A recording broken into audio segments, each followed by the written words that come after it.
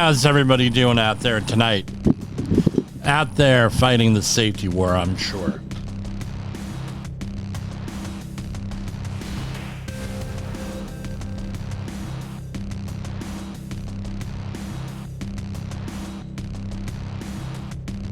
Exciting week this week, huh? With the snowstorm. We're still recovering from it over in Buffalo, out in the Midwest. I'm sure there's going to be a lot of follow-up stuff with what went wrong and everything else out there. But I can assure you that a lot went right, too.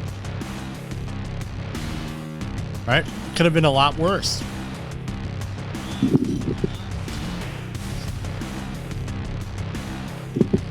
All right, now we're all ready to go here. So, what I wanted to do was revisit. I wanted to talk about we'll call it a tale of two accident investigations here. All right, like a tale of two cities. But what's my point here? We have the old way of doing things and the new way of doing things. A lot of the organizations that I work with, real simple, they ain't never going to change. Right? They're never going to change. They're still going to be on the old way of doing things, being very antagonistic, alienating the employee, blaming the employee for everything, though, for an incident. And often, what happens is, you find out sometime later, the employee is never to blame. They're not blamed. No, something happened. Sometimes the employee is to blame. But we'll talk about two near misses and one accident, full-blown injury that we had to investigate. One of the, on the one where they're on the old page, the old way of doing things, I wasn't managing it, but someone else had to manage it, but I had to be involved reviewing plans and things of that nature and managing the person doing it. And they're on the old way of doing things. And like I said, I don't think they're ever going to change. So this is the incident. A person got injured at work. All right. They got hurt. Minor injury, not important what the injury is. It's totally irrelevant what the injury was on here. The other were near misses, right? So let's talk about this. It goes into what's an OSHA recordable and what's a near miss. How do we investigate them? And how we investigate them is essentially the same. An investigation is an investigation is an investigation, right? The fact that someone got hurt, and, I know Todd Conklin does not like that word, hurt, because hurt is very non-exact. It's not an exact thing. Or you can be hurt. An organization could be hurt many, many different ways. It could be financial. It could be cultural. It could be the employee getting hurt. So you have injuries, right? And people are injured. What's more important is what led up to that. What was the context of what was going on with that? What exactly, everything else. So we'll start with number one. Person gets injured on the site. And a lot of organizations, they say, well, is it a first aid case? Is it OSHA recordable? And as we know, and we're not going to go into reporting criteria in depth, but real simple. First aid case is pretty relatively easy to define, right? It's everything that's not a recordable. So it could be evaluation. That's an OSHA recordable. It could be right.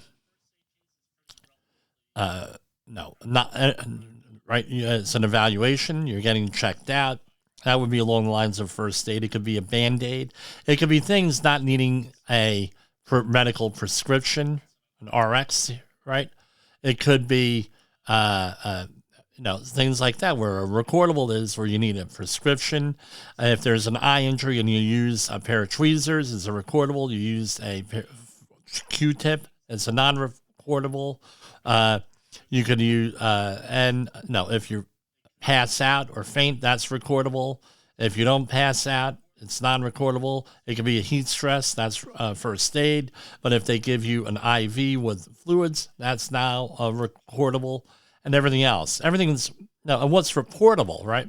Yeah, that means that if you're actually going out and you have to report it to OSHA, or so a fatality is obvious, but an overnight hospital stay, amputation, something like that, you gotta pick up the phone, 1-800-321-OSHA. That's generally it. So, there's whole courses on this, and if you need one of them, give us a call. 845-269-5772. So, right, so what happens is, first aid case, under the old regime of doing things, okay, first aid case, let's get rid of it. We're going to make everything a first aid case. And certain companies, like a big warehouse and distribution company, got into big trouble recently doing that. You can look it up on the OSHA website. And so what happens? If you're familiar with Star Trek, there's one episode on The Next Generation. What was the name of it? It was Hold on, I got it from Memory Alpha here. I got in late. We had some Chain of Command, Part 1 and Part 2, right? So what happens is one of the lead character, Captain Picard. I know there's not I should do a Star Trek safety thing here with all Star Trek anecdotes, but anyway. Captain Picard gets caught, right? Is being held captive by the Cardassian, not the Kardashians, the Cardassian, right? With a hard S. And he's being tortured, and and the torturer says, "How many lights do you see?" He says, "I see 4 lights." He said, "No, there's 5," and he tortures him more. And this is going back and forth. Then by the end of the episode, Captain Picard does see 5 lights. But what's my point? This is how a lot of accident investigations go. We have what are acceptable things. We're going to blame the employee. We're not going to worry about the employee's input. We're not going to worry about what really happened. We got to toe the company line. And I think most safety people have had to do that if you've been in this long enough. Back in the day. Right now, I refuse to do it. Outright refuse to do it. Now I get a phone call for an accident investigation. It's like, well, how exactly you want a root cause analysis? Yeah, we want a root cause. That's the basis. We got to get to the root cause. Oh, and by the way, the root cause is always the employee. Well, you know what? I'm not your person for that. If you want to find out what actually happened, how we prevent injuries, and everything else, we're not going to go around blaming people. I'm not saying HR. There is no HR because, people do stuff. No, you want to find out, get to the bottom of this thing, improve your organization and all of that stuff. I'm your person. If you want someone to fill out a 1-pager, now that ain't me, right? So first injury is we go into when the person gets injured. And the client is, well, what happened? Why did this happen? And we actually have to fill out the 5 whys, what they call. Now, as we all know, when we go away to accident investigation school, they talk about, getting root cause analysis, getting to the 5 whys, and it's more of an investigative technique, right? But this client wanted the 5 whys, right? And the person paying for this. And okay, because it's in their system, they got to have the 5 whys. Okay, and the root cause, and we come down with some root causes. And I said, okay, now you got to go do the 5 whys. And what do you get? Jim, can you do the 5 whys? No, that's your job to do the 5 whys. It's our policy that the contractor who had the injury does the 5 whys on this form. But I don't want to do the 5 whys. Why don't you want to do the 5 whys? Well, and we know what the answer is here. You're antagonizing the employee. This is an opportunity that a lot of companies use, the root cause analysis, to antagonize the employee, and you can make it go any way you want. Let's face it, you could make this go any way you want. You don't need a Vulcan logic, Mr. Spock from Star Trek, to figure that out. Because logic, right, often what organizations do, because they're trying to deflect liability away from themselves, is that they use this and to blame somebody else. All right, so here we have the person was not wearing cut-resistant gloves. Why wasn't he wearing cut-resistant gloves? The employee stated that the gloves he was issued had impeded doing the job. Okay. Why were they an impediment? The gloves are too bulky. Well, why were we wearing bulky gloves? Well, it turns out this is what I got. The employee did not do a proper assessment. And the employee did not follow procedures to this work. Oh, okay. And I said, well, did you train the employee on doing a job hazard assessment? Oh. Now, this is Jimmy asking the questions now versus this employer and employee. Well, did you train the person on doing job hazard analysis or job assessment or whatever? No. Well, yeah, I said, well, I tell you what, he has to have somebody handhold him every day for this. And you don't give him a computer or a printer or even forms to do it. And my person in the field ends up having to do this with him every day. So you didn't train him on this. You don't do this. You don't give him the right equipment. You don't, or anything else. I said, why isn't that on there? When the supervisor wasn't supervising him, the supervisor didn't. Oh, because why? I'll tell you why. Oh, well, that's not what we do it. That's not the way we do it. The employee is responsible for the assessment. Oh, okay, great. So what kind of procedures do you have? There are no procedures. We don't have anything really written down as to how you do this. So I said, okay. So, okay, that's fine. All right. Let's do next why. Now we're up to 3 whys if you're counting. Right? He said, well, now we get into it. The supervision was not available to supervise, and we couldn't supervise him. Oh, okay. Well, what about this? How many times has the employee done this with a supervisor around? He's been doing this job for 9 years. Okay, 9 years. Never had a supervisor around. Oh, yeah, we did. I said, so did the supervisor say that this was okay, or tell him about the rule, or maybe train him? Oh, come on. And then it comes up to the 5th why. Well, Jim, we never had a problem like this before. Well, I understand you never had a problem like this before, but, you had a problem this time, and, the root cause was what? Well, he wasn't doing his job right. He didn't know what the hell he was doing, Jim. You don't get it.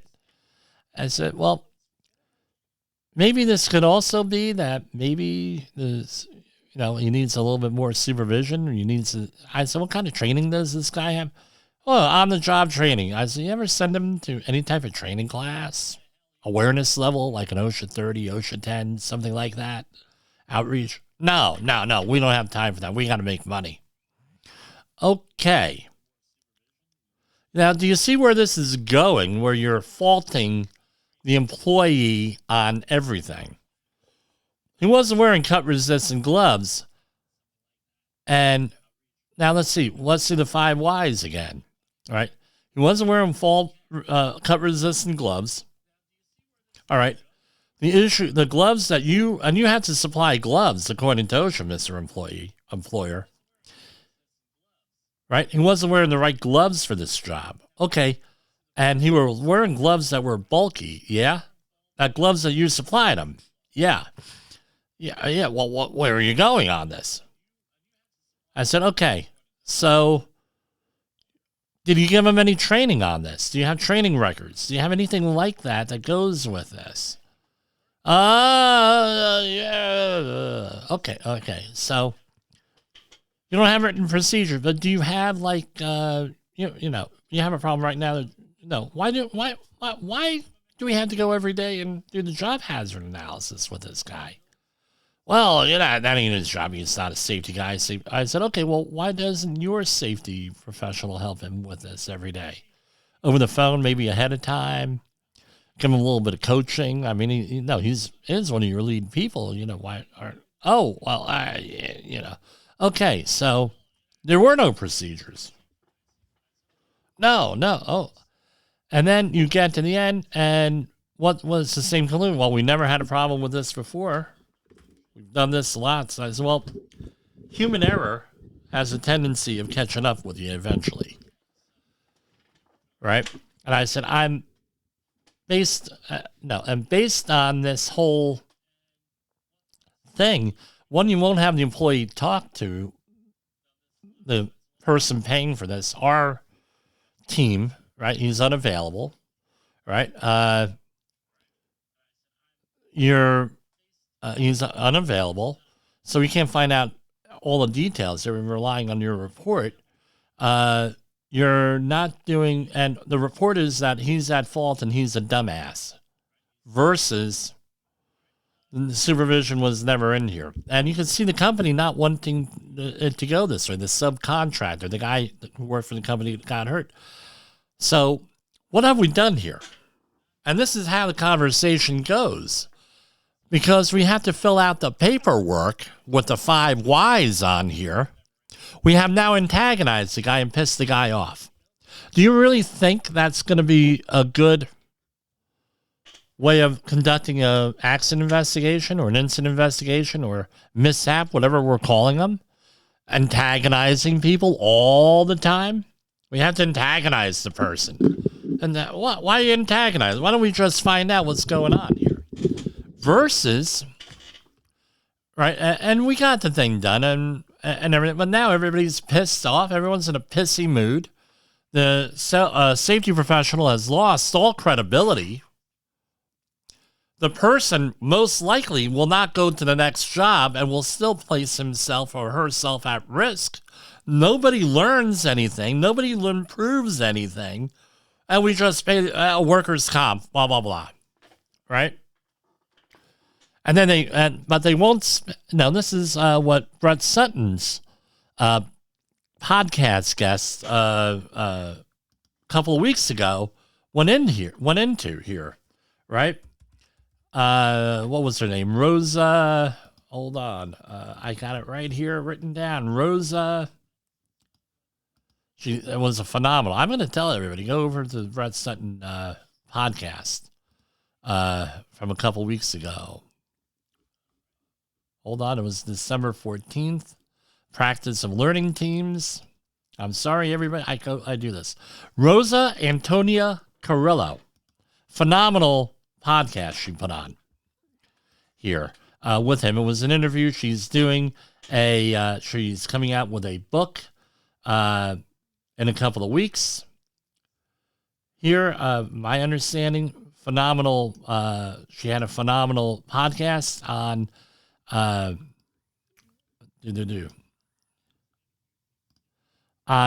right, what was it about? This was my comment. It was on a talk with Diana Achan and Rosa Antonia Carrillo to gain some signs into her new book titled Safety Leadership Strategies. My review was, the episode is phenomenal and manages to articulate and describe the exact challenges that many safety professionals face. This is one of the episodes I will bookmark and listen to again. It's about leadership and understanding where safety is in the organization, and describe many of the problems you face. This is one of the problems, is that we're forced, when your organization is on the old way of shame and blaming people, right? This is what happens. And her observation was very apropos. They'd rather pay a consultant or an insurance company several $1,000s, rather than the employee and spending some time with the employee and how to plan out your work and do your work and some supervision a little bit of coaching, which will probably cost about the same amount of money to mitigate an accident like this. I tell you what, you get a lot more flies with honey than vinegar. And you're making these people swallow a lot of vinegar when you get into this antagonistic shit. All right. And when you're I'm sorry, but very passionate about this, keep on antagonizing people. See what kind of results you're going to get.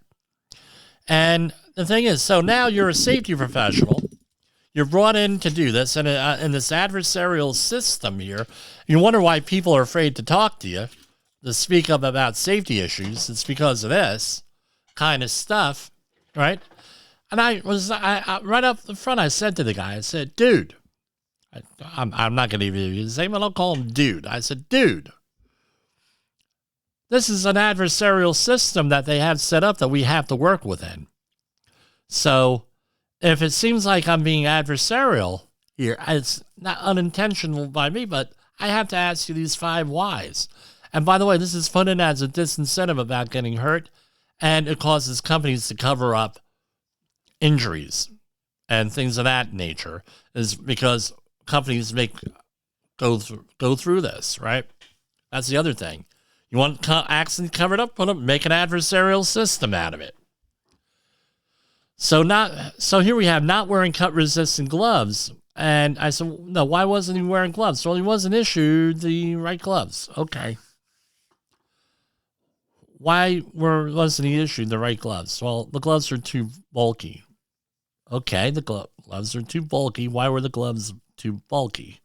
Well, he didn't do X, Y, and Z, blah, blah, blah. Not an assessment. I said, look, come on. You got to assess this stuff for your employees. Teach them, coach them along on this. I said, because this injury is going to cost you, according to Safety Pays on OSHA, about $12,000 in direct and indirect costs with this, and the amount of time that you have to waste on this type of thing. You probably would have been better involved in training. All right. And we eventually got to the 5 whys without being antagonistic, but you could see where this, right, 2 approaches, one very antagonistic, one not antagonistic, and we got to the same location. It's all about attitude and how to work with people. But again, this company was used to dealing with the old way of doing things, where things were cover up, obfuscate, and, don't tell the truth. So you can understand why you're not getting the information. Second incident. All right. We had an incident very recently, and I said, and they wanted an accident. It was a near miss. Doesn't matter what the near miss was. Irrelevant. And I said to, we got to do an investigation.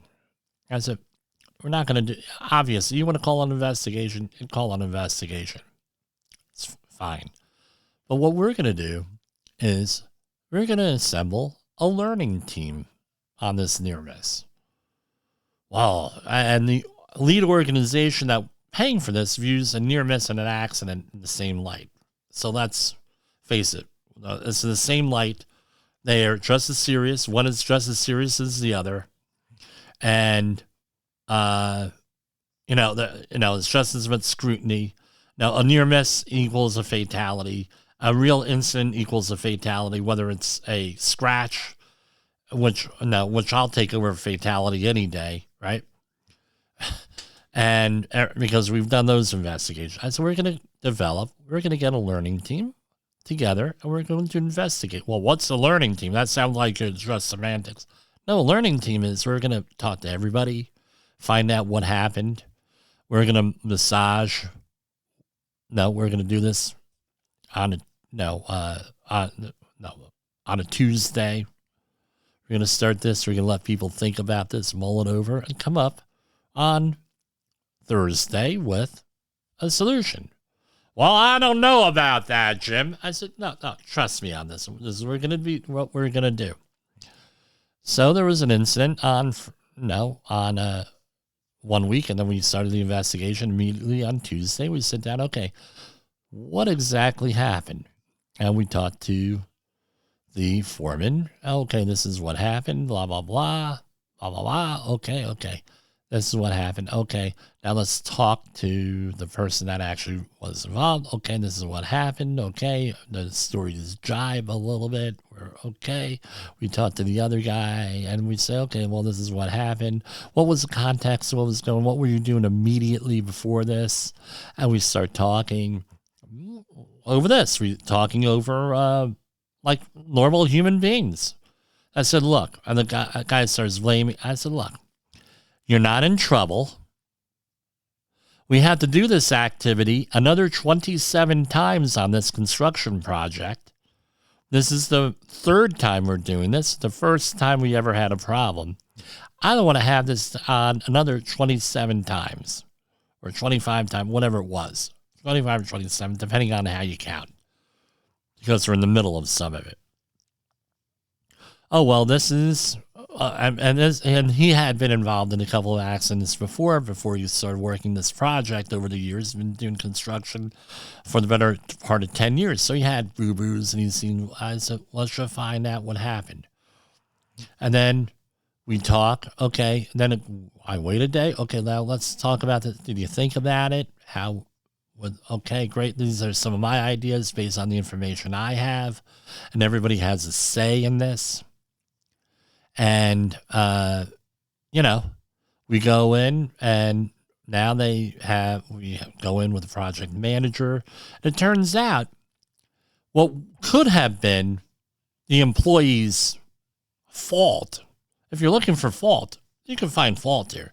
The employee, this did X, Y, and Z. This is what happened, X, Y, and Z, blah, blah, blah, blah, blah, blah, blah. All right, we could go and find that out and blame the guy. And this is what everybody was expecting. But what did it turn out to? When everybody has a say here, and everybody has some kind of a contribution to make to the investigation, if not the solution, maybe the investigation, right? And you don't want to have everybody necessarily, but like 5 to 7 people max, right? That's really all that one person, me, can manage. It's 5 to 7 people. That's what basically everyone, right? Basic ICS, right? Technique or Edward Deming technique. 5 to 7 people. You go in there and you figure it out. And you sit down. Okay. All right. And it turns out, what do you think the turnout was on this? The turnout was that it wasn't the employee's fault. The job was set up incorrectly, and there was a design issue with the way that the equipment was designed. So now what do? Well, we could overcome that design by doing X, Y, and Z. What happened at the end of this? Right? So we had we implemented the accident things, and we did, okay, this is what we're going to do. We're going to be changing the procedure a little bit. We're going to be, okay, we came up with some really good things. So at the end of this, and now the whole thing is over, it's our policy to poll the people who were there. Okay, how was the investigation handled or learning team handled? We got everything. We got the reports and everything that we needed to do. We came up with this, got everything done. Could we have handled this a little bit better? All right. How would you improve the process? Oh, we polled everybody on this at the end of this. And we were dealing with these people, 3 very experienced people and 1 new person who was involved in this near miss directly. And they said, we have never seen anything like this in our entire life, our entire working career. I'm not patting myself on the back. Nobody was adversarial. You listened to everybody right? We went and we listened to everybody, what they wanted to do. We showed an interest in what they were doing, did a little bit of research, found out what some of the things could be here. And hey, we're going to change the way we're doing things. And this risk that we have, this situation, is going to be so remote. And basically what we ended up doing was and again, they were saying, well, the employee has got to try harder. I said, okay. And I said to him, and I'll call him Frank, his name's not, I said, okay, Frank, try harder. But I guess what? That's not going to prevent the next injury, the next accident. Trying harder. Of course, if you can try harder, be a little, obviously. However, what we have to get to is from try harder to we're going to design this a little bit different, and we're going to do things a little bit differently. We're going to put it in writing, and we're going to talk about it and everything else. Right now, everybody's on the same page. Nobody's feels, at least from our perception, my perception, no one's antagonized. We built up some leadership with the folks. Everybody could walk away with these things as friends. And we're all good. Everything's all hunky-dory. That's what we want. And guess what? We did something, right, called we built capacity in the system because we threw in another safeguard in here, increased capacity and our resilience a little bit more here, our ability to adjust and everything else. And guess what? Now it's a safer job. Everybody's happy. The oversight person from the construction management firm, right, also highly qualified guy, he said, I've never seen anything like this. I said, well, why not?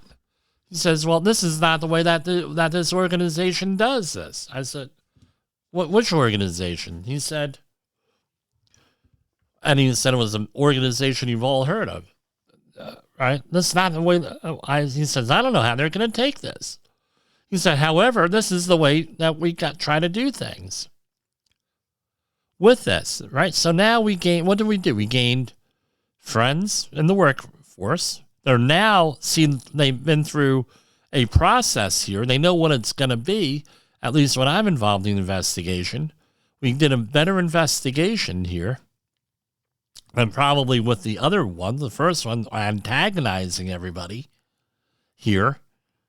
Right? We could have easily went through this 5 whys thing and blamed the employee. Easy. This wasn't easy. Would have been, and according to the people, right, in the shame and blame crowd, it would have been a home run. But guess what? With the workforce, this was a home run because we're going to do things a little bit differently. We're going to be looking out for them. And eventually, it's going to be, right? We'll have other near misses and things. Eventually, it's going to be, wow, these guys are coming up with great things. It's a positive workforce.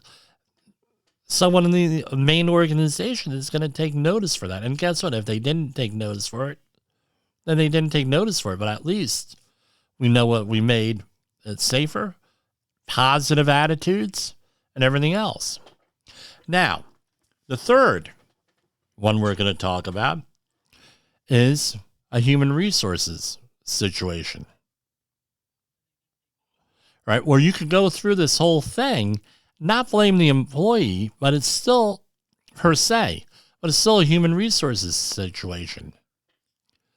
All right. So we had a person who there was an issue with the decking. This was a near miss. And, the decking needed to be repaired. There was a near miss associated with it. And the person repaired it without checking with anybody. And to test it out, this decking, to see if it was going to fall through or not, he started jumping on it. Right? Time out. Yeah. Hey, does this work? Hey, let's start jumping on it. It's sort of, no. Well, what would have happened? Well, if it wasn't adequate, he would have fallen through the decking and probably has had a real serious injury. Right? Short-circuited everything. So we sit down with the employee. Why did you do that? Well, it had to be fixed, so I fixed it. Okay.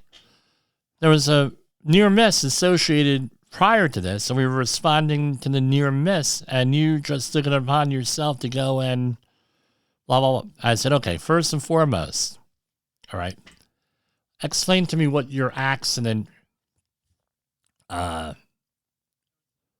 training was to do investigations because you're a person in charge. Pick. He said, well, I took the 30-hour class. I said, okay, 30-hour outreach. Yeah. I said, okay, that's an awareness level training class. Well, and he comes from a community where there are a lot of these cards that are going around that are false from years ago. Falsified cards and everything else. I said, so did they talk about accident? Oh, a little bit. They talked about all different accidents. I said, did they talk about accident investigation, management? Yeah, okay. So you're a person in charge, and all you have is a 30-hour course and a couple of other, like, pickup courses. Yeah. Yes. Okay. What's a near miss? You know what a near miss is? I have no clue what a near miss is. I never heard of this thing. Okay. So the near miss is an almost accident. And there are basically two ways that you could go with this. Where there was it's no accident, no incident, no damage, nothing like that.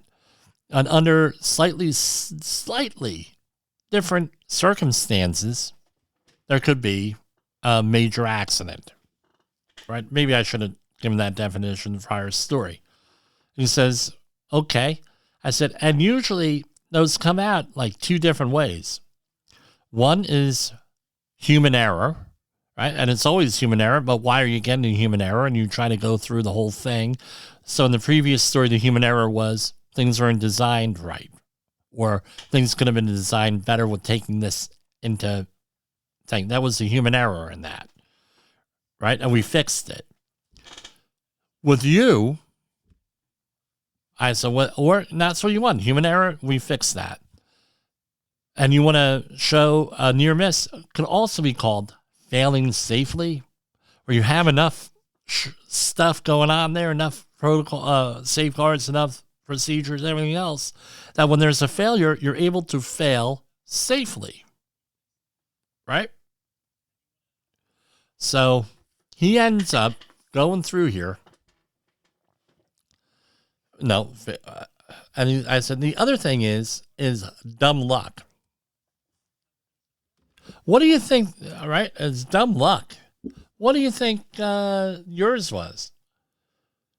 Resilience and capacity built into the system, different safeguards, or do you think it was dumb luck? He says, I said it was random chance working in your favor that not everything lined up that day. Because I tell you what, there's a good chance I would have fallen through based on what we're doing. So you have no training or anything in here with near misses, good catches, whatever we're calling them, safe failures, right? Because you have no training in any of this. He says, no, nothing. I have nothing. Okay. So there was an incident. We were responding to the incident. Part of that is to do some type of an investigation, sometime like what happened. And then when we address, the area was barricaded. He knew not to go in there. And we know to address. So you don't know any of this. So how could you, so here's the next thing. How can you hold a man responsible or a person responsible for what they don't know? The person, somebody gave him this job to be in charge, but they didn't give him any of the training required for it. Didn't send him for supervisor training to learn how to supervise these jobs. Didn't put him through a training program on how to do accident investigations, how to do paperwork. How could you do any of that? Now you go into the whole thing with, okay. And it turns out that we come to the same conclusion again, right? We don't blame is this person's fault on this? It's an HR issue is what this is. Ill-equipped employee or supervisor, person in charge, no resources, no training, no nothing. HR failed on this one. If you're going to blame anybody, it's the HR system, because they don't have a system in place for managing this, and the HR people don't seem to place any value on this. And who does HR get their direction from? Is the C-suite. Now, again, the whole interview with the person was obfuscation, and he was afraid of getting blamed, afraid he was going to get fired and everything else. But how do we manage something like this? So how you manage something like this is, now we had a near miss. We identified problems with HR. We identified gaps in knowledge. We identified a whole bunch of other stuff. Now we're able to go and start putting together a remedial program in this whole thing. Now, this could have gone another way. Does the person have the aptitude to be a supervisor? How did the person get the job? How did he get on to doing this? Did he actually want to be a person in charge? Did he say, holy shit, I'm getting $1 more an hour here, and now right? So this is why you do you have the first one where you're very antagonistic. You have the second one where we're able to find out that it's not the worker, but it's the design of the system that got into it, and some procedures that are inadequate. So we're going to change the way we do things. Now we have a third example where the employee had no idea what was going on, and he was a person in charge. Didn't know anything about investigations, nothing, or next to nothing. Very basic, rudimentary things. Now, we put him on a training program. Does he have the aptitude to do that? That's on him. That's something we can't do. Does he have the attitude? Does he have the anything like that? So this is why, and again, with the second and third, we set up a learning team where we talked with the person. Where was the problem? Why did you do this? And everything else. The issue is not to fire or blame the guy. The guy can't be blamed for what he doesn't know. Right? If you don't know a rule, if you don't know a procedure, you're really going to blame the person for that? Really? But now we are able to go because we reported a near miss. We had a learning team involved. We talked it over. Now we know where to concentrate, where our efforts are going to be on with this. And if you're a consultant, now you just did what? You identified a program, and you may be able to get more work out of it because now you realize that the organization has an issue, and now they need some additional training, some additional coaching, additional things like that. Oh, and by the way, this was for those people who feel that HOP, Human and Organizational Performance, doesn't work in the construction industry. I just proved you wrong. 100% wrong. And we're going to take a slight break here. In the professional safety community, communication and planning are just a few keys to your program's success. The question many practitioners have is, where do I start? Dr. Jay Allen, the creator of the Safety FM platform and host of the Rated R Safety Show, has built a global foundation to help you along the way. Go to safetyfm.com and listen to some of the industry's best and most involved professionals, including Blaine Hoffman with the Safety Pro, Sam Goodman with the Hop Nerd, Sheldon Primus with the Safety Consultant, Jim Pozell with Safety Wars, Emily Elrod with Unapologetically Bold, and many others. As individuals, we can do great things, but as a team, we become amazing. Dial into safetyfm.com today and surround yourself with a powerful force of knowledge and support.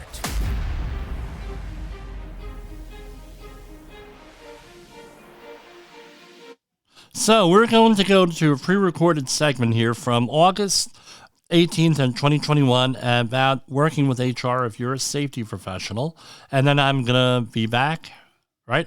We had a situation arise in the last minute here.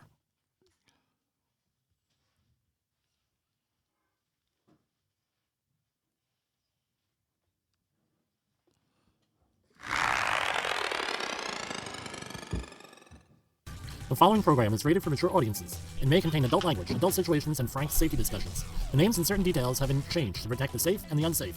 But believe me, every item in here is true. This seems to be one of the ongoing issues in the podcast, my career, everyone's career. And what that is when do we get HR involved, human resources involved? Today on Safety Wars. We battle this issue all the time. Hey, I want to go and I want to be someone's friend. I want to coach them. I want to be an effective manager in the field. Whether I'm an outside consultant or I'm actually working for a company, I'm usually an outside consultant. And this is a really important thing. At what point do I get HR involved? This has to be planned out and in writing way ahead of time. How am I supposed to manage people? One of the things in my employment contracts, or if I'm working as a consultant in my regular company contract, is do I have the authority to hire, fire, or discipline anyone? Normally, a safety professional does not have that authority to hire, fire, or discipline someone. That's in the HR department. So one of your questions up front has got to be, how do I handle non-compliance? How do I handle situations with employees? How do I do all this stuff? Often, you need to get HR involved when you're getting rid of someone. You have to have all your check marks. Otherwise, you're going to get whacked with a wrongful firing lawsuit. Never happened to me because I follow a certain set of rules and I let the client or my manager fire them versus, hey, safety guy, you just throw anybody off. That's something that you really don't want to do for a couple of reasons. One, they're dumping their job onto you. It's not your job to fire anyone usually. And if it is your job to fire someone, make sure you get it in writing. If it's your job to discipline people, make sure you get it in writing. Every time. Human resources, they're not safety people. They may not understand safety. They may not understand, for example, the importance of wearing fall protection on a project, especially in the construction industry. It's one of the leading causes of fatalities and catastrophic incidents. So you have a guy or a person get out there, hey, they're not wearing fall protection repeatedly. So you say, hey, look, I got to send you home. Make sure you get human resources involved. Make sure you get direction from human resources. Make sure you get pictures if you're allowed to take pictures of that violation, things of that nature. Things will go well for you at that point, at least better than usual. The other thing is this. Often companies will hire you because human resources is looking to build a file on someone. Human resources can't confront someone. A manager can't confront someone, can't manage their own people, anything like that. So you got to be aware of those types of situations. What's my thing is get everything in writing, how they want you to handle these things. I am not one who is quick to fire people, quick to throw people off the projects, things of that nature. So recently we had an issue with fall protection. Person was not using it. And I said to the person, I called them over, I had it all on video, and I said, look, what's the deal? Well, it was only for a second, or this and that. I said, why don't you do X, Y, and Z? Well, I know that's having X, Y, and Z is the proper way of doing it, but my foreman did not supply me with any of that equipment like they were supposed to. So now, because the guy was non-confrontational, I was non-confrontational, we got the foreman involved. And I said, look, under any other circumstances, your guy here would be thrown off site. However, he didn't have the right equipment. The company did not supply the right equipment for him to work safely. The job wasn't set up, and you were, as foreman, were in charge of setting up that job, and also you're the designated competent person. So this is what I need you to do. How do you think, and then you incorporate, hey, how do you think we should do this safely with everything, with fall protection and everything else? Well, we got to do this, this, and this. And I said, well, what's stopping you from doing this, this, and this? Well, what's stopping me is we're in a hurry this morning. We're under a deadline. We're under a tight deadline to get this job done. I said, well, can you take 15 minutes out, which will be basically what it will take to get the right equipment set up and everything? Can you take 15 minutes out and do this in a safer way, set up the job? He said, you know what? That's a better way of doing it. So what's the moral of the story? We all went on. We learned to manage people. We didn't jump down people's throats. We tried to figure out why they were working in that manner. Then we ended up getting the right equipment, the appropriate equipment, taking 15 minutes out to do the job correctly versus, hey, we're going to throw somebody off. Because this is what happens. You throw somebody off, now you built animosity between you, the safety professional, and the workforce. Chances are management isn't going to back you up on that. I'm fortunate enough I have people who back me up. But let's face it, the average safety person isn't going to have anything going on as far as support. Second thing is that you have to have, realize when you get rid of someone, now they have to bring someone on. Even if it's a union job, they're getting people off the quote-unquote bench. right? Or if we're only a couple of days out of the union hall. Again, you have to run this person through an orientation program. If they've never worked with the company, there's a corporate culture they have to get acclimated to. All the things that go into hiring a new employee. And what ends up happening is you're going to lose time on that end. You do that enough times with critical enough people at critical times, critical points in the schedule, things of that nature, you're going to end up blowing budgets. And who's going to get the blame? It's not going to be the project manager unless you're dealing with a very mature company. It's going to be the safety person. Always gets the blame. And that's basically what it comes down to. So in summary, right, we've gone a while here. Number one, get everything in writing. How am I supposed to manage these situations? And that's number one. Number two, don't be so quick to fire someone, to throw someone off the job, jump down someone's throat. Try to ask the questions, why are we doing this? You may not get an answer that you like, but you'll get an answer. You don't want to build a wall between you and the workforce. You want to have some leadership. You want to show that you're looking out for them, helping the people out. That's how you're going to guarantee that you're still going to have a job, but it's also going to help you get to a safer workforce, safer work site, and everything else that goes along with it. For Safety Wars, this is Jim Polzel. So it's been a while since I listened to that. That was pretty good, if I might say so myself. And that's what it's all about. Getting along with people, helping people out, supplying some leadership there. Right? You have all this, and I go look back at some of these old podcasts, I'm like, wow. Now I'm talking for the whole hour. And then it was like, I got to get everything done in 10 minutes. Maybe 10 minutes is a thing I could do again with this. But that's basically how it all comes about here. You got to try to get along. It's called leadership with everything. We also have a leadership program, 845-269-5772, or jim@safetywars.com if you want to get a piece of that. Right?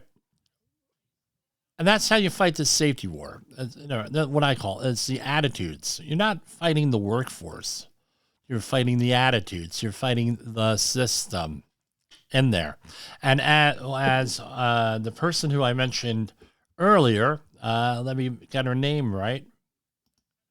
Rosa Antonia Carrillo had said, when you're brought in as a third-party consultant, which is on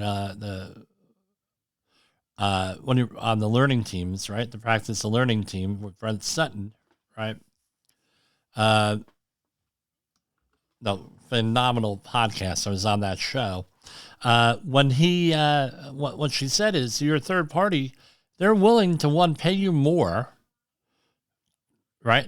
And pay you more, and they're willing to listen to things that are uncomfortable a little bit more. So you got to make the thing, and the thing is, you're not gonna, you're not gonna be afraid of pissing people off so much, right? Because you're getting paid a pretty penny, you normally, if you price it right, and they're paying you for your input. They're gonna listen to you before their own people. It's just human nature. It's human psychology. That's something that I learned from Dr. Jay Allen when we were talking one-on-one. When I met him, when we met at a venue, is you're being paid money. They're going to listen to you more. And that's just the way it is. And you got to take advantage of that. The other thing is this: if you're dealing with a mature organization, with an organization with mature managers, they're going to appreciate that a lot more. And fighting that safety war, right? It's not about getting in people's faces. One, having backbone. You have a system in place. You're fighting the system, the unsafe system. You're fighting for the worker, helping the worker out. You're fighting for the company, so it's more profitable. You're fighting against the aggravation of the old way of doing things. Where in our first example, we're all antagonistic, right? Some companies are not going to get out of that, but one of the ways I manage that, when I'm forced to work in an adversarial situation, is that I mention right up front, hey, this is an adversarial situation here. This is what we have to do. And then guess what? Things are less adversarial because they realize you have a job to do and you're going to try to get to the bottom of it without being antagonistic. And that's how you're going to win that there safety war that we're always talking about. So tomorrow's the last program of the year, the 30th. We're going to look back on 2022 and forward to 2023. And I'm going to put a request on my LinkedIn. What are your predictions in safety for 2023? You can visit me at Jim Posel. That's Jim, right? Juliet Igloo or Juliet Indigo and what's them in the phonetic alphabet? I forget. Jim, right? And how do you spell the last name? Poesl, P as in Papa, O, E as in Echo, S as in Sierra, L because I love you. Right? And I'm on LinkedIn, I'm on Facebook, I'm on Instagram. Just give me a look and I'll interact with me. So I'm looking forward to tomorrow's program and then a nice weekend, right? So here we go. The views and opinions expressed on this podcast are those of the host and its guest and do not necessarily reflect the official policy or position of the company. Examples of analysis discussed within this podcast are only examples. They should not be utilized in the real world as the only solution available, as they are based only on very limited and dated open source information. Assumptions made within this analysis are not reflective of the position of the company. No part of this podcast may be reproduced, stored in a retrieval system, or transmitted in any form or by any means, mechanical, electronic, recording, or otherwise, without prior written permission of the creator of the podcast, Jay Allen.